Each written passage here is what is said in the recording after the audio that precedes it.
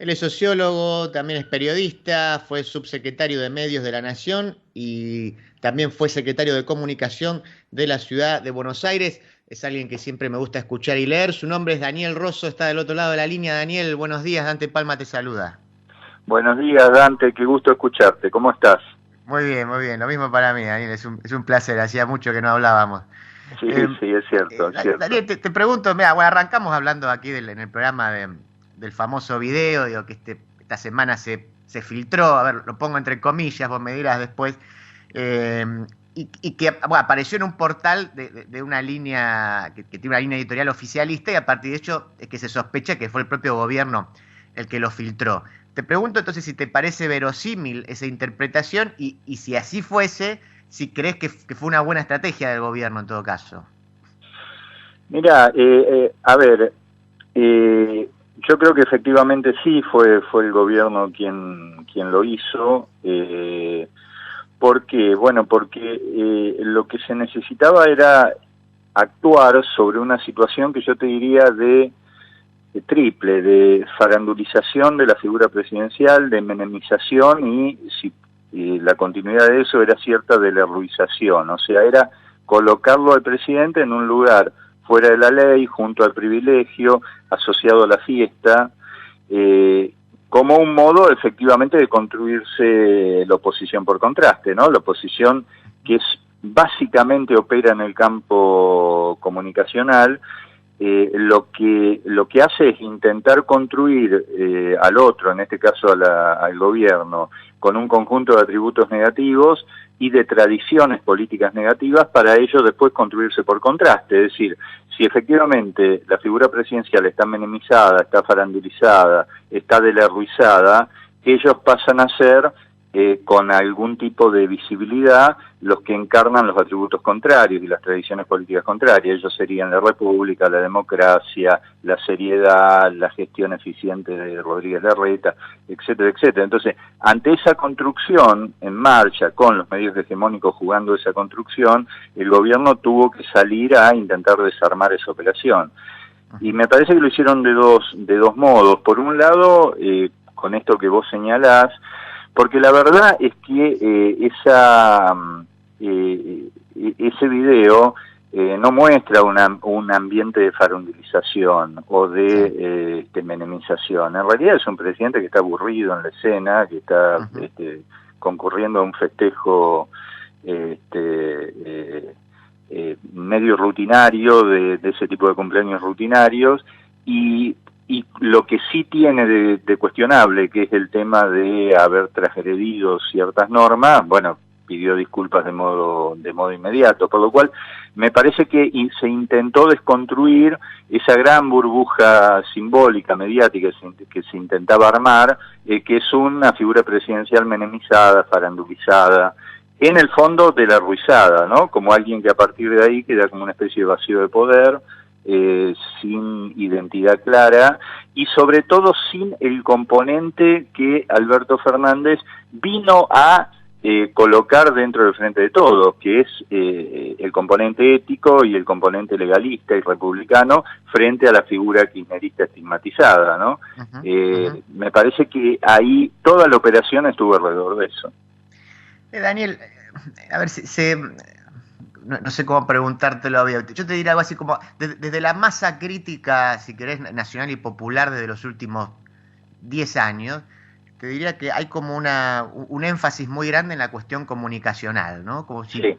Y esto corre por mi cuenta, vos después me dirás si estás de acuerdo o no, pero pareciera como que finalmente la política se ha reducido casi a una cuestión de comunicación. Y dentro de esa lógica hay quizás, digo, no lo sé, quizás un mito que sería, vamos a decirlo así de manera burda, el oficialismo actual, a ver, hace las cosas bien pero comunica mal, y el macrismo hacía las cosas mal pero comunicaba bien. ¿Qué te parece esa presentación, digamos?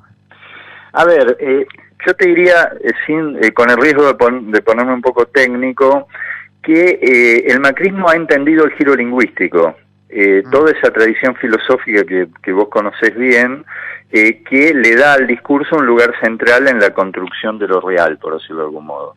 Sí.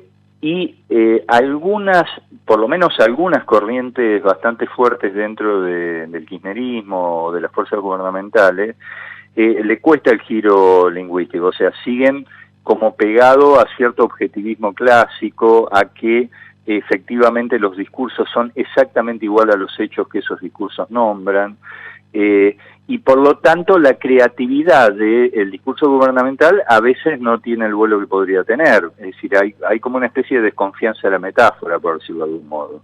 Que es paradójico, porque después ves las puestas en escenas de Cristina Fernández de Kirchner y ahí no hay ningún miedo a la metáfora, ahí hay una mezcla de géneros, por llamarlo de algún modo. Es la vicepresidenta que te mezcla discursos jurídicos de absoluta intensidad con puestas dramáticas y con frases del lunfardo como Morondanga. O sea, ahí hay una especie de fuerte creatividad comunicacional que, sin embargo, en el discurso posterior de la misma fuerza política no está como reconocida, porque viste, es típico esa modalidad de decir, en el caso nuestro hablan los hechos, no los discursos, ¿no? Sí. Como si los hechos pudieran hablar por sí mismos y como si los hechos no requirieran siempre alguna mediación discursiva. Qué sé yo, no hay que irse demasiado lejos, te vas a Derrida y es toda una obra puesta a discutir el mito del origen, o sea que no hay un discurso verdadero, que en todo caso hay un conjunto de discursos que se van relacionando entre sí y el más fuerte termina imponiéndose. Bueno, en el macrismo no tienen ningún tipo de problema con el giro discursivo, con el giro lingüístico. Entonces, yo te diría, en el caso de la cultura comunicacional gubernamental, hay como una especie de desconfianza de la mediación discursiva. En el caso del macrismo, es todo mediación discursiva y desconexión de la realidad. Bueno, y así estamos con esas dos culturas comunicacionales, ¿no? Daniel, en el libro En Máquina de Captura del año 2013, si no me equivoco, que por lo menos ese año se publicó, vos trabajaste la cuestión de la concentración de los medios en la era kirchnerista. Ahora, estaba pensando en el caso de todo el conflicto que se generó con este muchacho, el Instagramer o el influencer español Ibai, que pudo entrevistarlo a Messi. Entonces, yo te pregunto, la irrupción de redes sociales, o influencer, YouTube, etcétera, etcétera, y el hecho de que cualquiera con una camarita entonces pueda ser el emisor de la información o transmitir información, rompe esa concentración que vos habías trabajado hace ya casi 10 años, o simplemente lo que tenemos hoy en la actualidad es una nueva concentración con otros actores. Hay toda una discusión con eso. Yo, inclusive, vos tomás organizaciones como ADEPA o similares, y que lo que te hacen es una división entre redes y medios, ¿no? Y medios analógicos. Entonces los medios analógicos serían el lugar de la virtud, porque como dicen ellos, tienen editores responsables que permite chequear la información, de algún modo determinar la calidad de esa información, mientras en las redes habría como una especie de fluir sin ningún tipo de control y sin ningún tipo de, efectivamente, chequeo de calidad de la información. Es parte de toda una operación global de legitimar la concentración de medios. Entonces, no sería un problema los medios concentrados, sino al contrario, sería una virtud, porque ahí existiría todavía el capital simbólico y el capital económico como para construir esa información de calidad. Diferenciado de las redes, en donde habría como una especie de laissez-faire, etcétera, etcétera. Claro. A mí me parece que los medios concentrados siguen siendo un gran problema, por varias razones. Primero, porque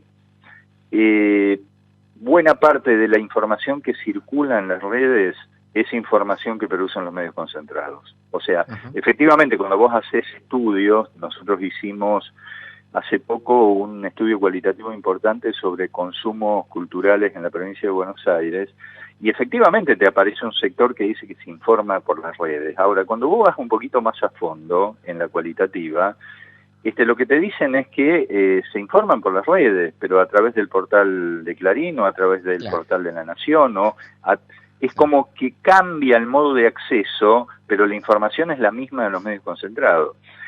Después, en relación a los grandes influencers, ahí también está habiendo como una especie de intento de captación de parte de los medios concentrados de eso que aparece medio espontáneamente en las redes. María Becerra está está siendo convocada de múltiples programas de televisión. O sea, en algún momento el aparato político-cultural dominante coopta eso y efectivamente lo pasa a formar parte de ese staff dominante. A ver, y además hay un criterio de selectividad de esa cooptación. Suponte que vos o yo nos transformáramos en influencers, ¿no? No tenemos ninguna chance de ser cooptados por ese aparato cultural hegemónico. Ese aparato cultural hegemónico coopta según un criterio de selectividad que básicamente tiene que ver con que las figuras que pasan a formar parte de ese establishment no tengan un compromiso político rupturista, ¿no? Claro, claro. Daniel, para ir terminando, pensaba en los spots de campaña, calculo que habrás visto, Sí. no sé, estoy pensando en los spots bastante como bizarros de Moreno, se nota que hechos incluso casi de manera casera, los de Randazzo, que son un poco más profesionales, pero recreando ficcionalmente la charla con Cristina, incluso algunos otros donde se lo insulta al propio Randazzo. Bueno, la verdad que hay de todo, como siempre. Y lo que vi circulando mucho es esta idea de que, bueno, finalmente lo que importa es que hablen, ¿no? Y que entonces, en realidad, el único spot eficiente es el que genera, es el que se viraliza, por más que se viralice por su carácter, otra vez, si querés, bizarro, absurdo, para criticarlo. ¿Vos estás de acuerdo con esa idea? ¿O comunicacionalmente es una buena idea hacer eso? No, la verdad que no. Porque Agulla hace de eso un estilo. Por ejemplo, tengo entendido que el spot de Randazzo, donde Randazzo escucha a una presidenta esquematizada como quien insulta y qué sé yo, fue hecho por Agulla. Bueno, sí, Agulla hizo La Llama que llama hace muchos años atrás, que era una publicidad de Telecom, y cuando midieron posteriormente el efecto de esa publicidad, lo que apareció era que puso a circular muy fuerte la marca Agulla, pero no la marca Telecom, porque el chiste era tan potente que ocultaba la comunicación de la marca. Claro. Bueno, acá me parece que con esto de Randazzo pasa lo mismo. Estamos hablando de quien produjo la publicidad, que es Agulla, y mientras tanto Randazzo tiene que dar explicaciones en la televisión de por qué el modo en cómo él contó políticamente esa escena es absolutamente distinta al modo en cómo se la teatralizó en esa publicidad. Porque Sobredosis de TV expuso una serie de entrevistas a Randazzo en donde Randazzo contaba esa reunión, y la contaba de modo absolutamente distinto. Entonces, Randazzo puso en escena la teatralización de esa escena vía Agulla, que desmiente todo lo que él había dicho en sus declaraciones periodísticas, por lo cual la verdad es que esa publicidad le hizo mal. Y le va a seguir haciendo mal. Lo de Moreno creo que es otra cosa. Lo de Moreno es como una especie de bizarrismo simpático, que es probable que entre algún sector minoritario del peronismo pueda tener algún efecto, pero obviamente no sirve para construir mayoría, ¿no? Te robo en 2 minutitos que nos quedan. Dale, claro. El presidente es un buen orador, por lo menos desde mi punto de vista es un buen orador, pero la verdad que quizás por estar sobreexpuesto se ha equivocado bastante. Bueno, todos recordamos el desliz acerca de los argentinos bajando de los barcos, etcétera. Pero y a su vez ahora está dañado, por lo menos la palabra presidencial está dañada después del tema de la foto y del video. Si vos fueras su asesor, ¿qué le dirías? ¿Redoblar la apuesta como creo que él está haciendo? ¿O más bien, bueno, a ver, guardate un poco, correte un poquito de la escena unos días y hasta que la situación un poco mejore? Yo le diría que pase de un esquema de comunicación presidencial a un esquema de comunicación de gobierno. A ver, la comunicación presidencial pone todo en la voz del presidente. En un sistema de medios concentrados, eso es letal, porque para que eso funcione tendrías que tener una hipótesis de error cero de la voz presidencial. Eso es imposible. No. Siempre se comete algún error cuando se habla.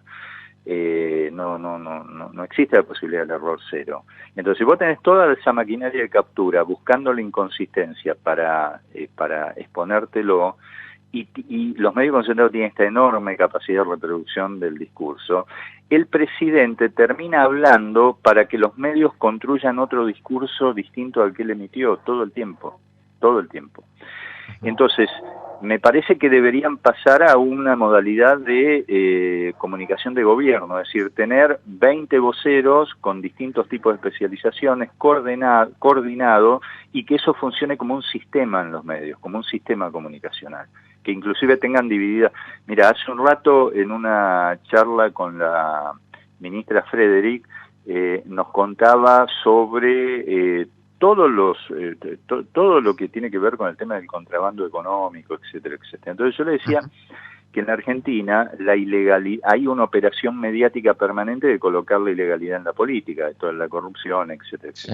Ahora, eso oculta la ilegalidad en la esfera económica, que prácticamente no aparece. Entonces le preguntaba por qué no tener una política comunicacional de Estado para comunicar esa ilegalidad en la economía, que además son miles y millones de dólares de contrabando de granos, de esto, de lo otro. Bueno, esos son como cosas que el gobierno en algún momento, si quiere construir opinión pública favorable, va a tener que hacer, porque si no manejan la agenda de estos grandes medios concentrados, ¿no? Daniel, te mando un abrazo grande. Un abrazo grande y gracias por la charla. Por favor, era Daniel Rosso.